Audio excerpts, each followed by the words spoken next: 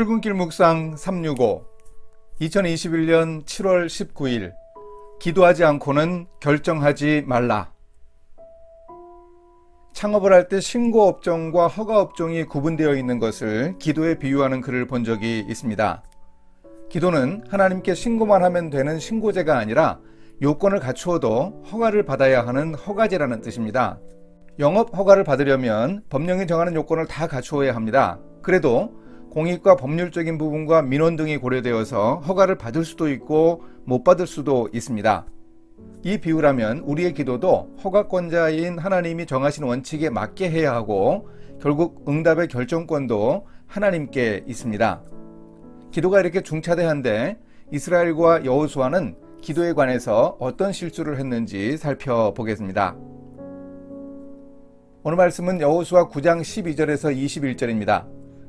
우리의 이 떡은 우리가 당신들에게로 오려고 떠나던 날에 우리들의 집에서 아직도 뜨거운 것을 양식으로 가지고 왔으나 보소서 이제 말랐고 곰팡이가 났으며 또 우리가 포도주를 담은 이 가죽 부대도 새 것이었으나 찢어지게 되었으며 우리의 이 옷과 신도 여행이 매우 길었으므로 낡아졌나이다 한지라.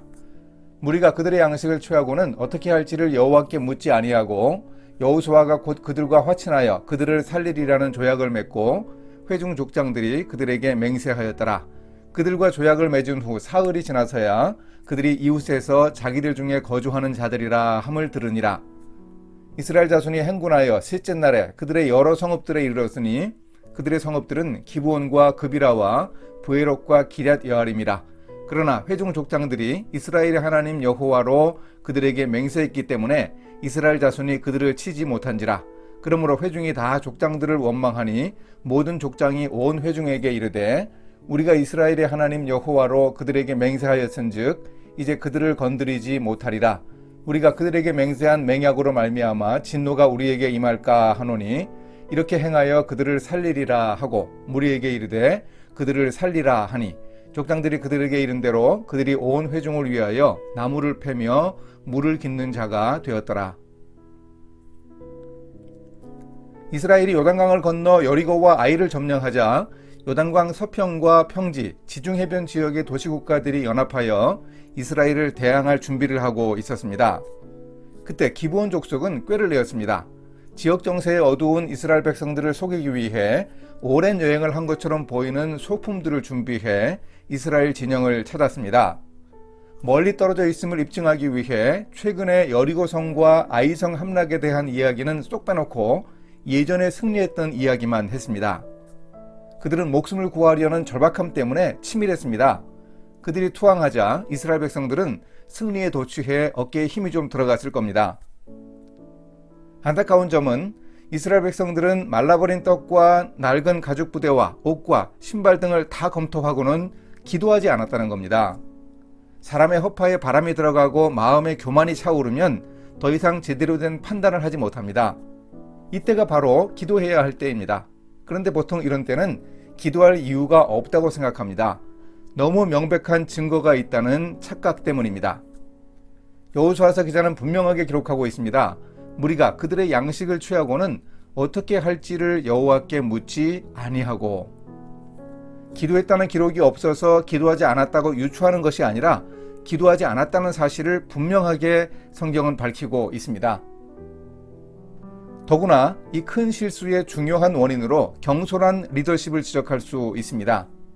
여호수아와 족장들은 기브온 족속과 화친하고 죽이지 않겠다는 공식적인 언약을 맺었습니다. 그러나 3일이 지난 후에 기브온 족속이 가까운 곳에 사는 것을 확인하고 땅을 쳤습니다. 하지만 여호수아와 이스라엘의 리더십은 자신의 경솔함에 대한 대가를 치러야 했습니다. 기브온 족속은 뒷날 사울 정권 때에도 이스라엘의 가시와 같은 존재였습니다. 사울왕이 무모한 열심을 내어 조약을 어기고 기브온 족속을 죽여 재앙을 겪는 일도 있었습니다. 여호수아는 영업 허가는 물론이고 영업 신고도 하지 않은 셈입니다.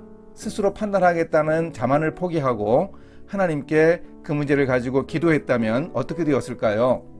하나님은 틀림없이 그 상황에 대해 알려주셨을 것입니다. 기도하지 않고 결정한 여호수아의 실수를 우리는 반복하지 말아야 하겠습니다. 이렇게 실천하겠습니다. 제가 기도하는 것은 액면가로 얼마짜리 이상인가 생각해 봅니다.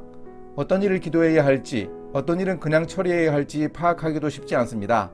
결정을 해야 할 때 예수님이라면 어떻게 결정하셨을까 생각하며 잠시 결정을 유보하겠습니다. 날마다 기도하며 제가 해야 할 중요한 결정 사항들을 주님께 여쭙겠습니다. 함께 기도하십니다. 우리의 기도를 들어주시는 하나님, 어떤 문제나 기도하며 하나님의 뜻을 찾을 수 있어야겠습니다. 무엇보다 중요한 결정 앞에서 더욱 하나님의 뜻을 여쭙는 의뢰의 자세를 가질 수 있게 도와주소서. 일을 결정할 때 주님의 뜻을 여쭙는 복된 입이 되게 하소서. 그 일을 향해 가지고 계신 주님의 계획을 잘 듣는 복된 귀를 허락해 주소서. 예수님의 이름으로 기도합니다. 아멘.